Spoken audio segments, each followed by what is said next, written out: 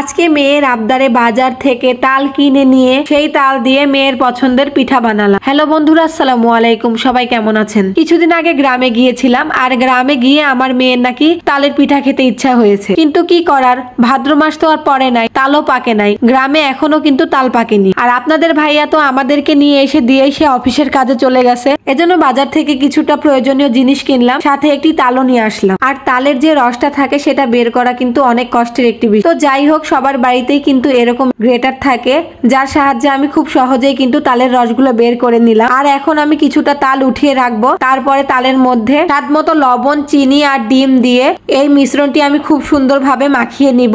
তারপরে এখানে দিয়ে দিব ভ্যানিলা এসেন্স। যেহেতু আমি ডিম ব্যবহার করেছি, এই জন্য ভ্যানিলা এসেন্স ব্যবহার করব। আপনারা যদি না চান তাহলে ডিমটা স্কিপ করতে পারেন। তারপরে কোরানো নারিকেল আর কিছুটা কালি জিরা দিয়ে চাউলের গুঁড়ি দিয়ে আমি মিশ্রণটি খুব ভালোভাবে মাখিয়ে নিব। এমন একটি মিশ্রণ তৈরি করতে হবে যেটা খুব একটা শক্তও না, আবার খুব একটা নরমও না। মিশ্রণটি খুব ভালোভাবে মাখিয়ে নিব। আর তারপরে আমি কিছুটা লিকুইড দুধ দিয়ে দিলাম। আপনাদের ইচ্ছা হলে দিবেন, আর যদি ইচ্ছা না হয় দিবেন না, কোনো সমস্যা নাই। যে কোনো খাবারে দুধ ব্যবহার করলে কিন্তু খাবারের পুষ্টিগুণ আরো বেড়ে যায়।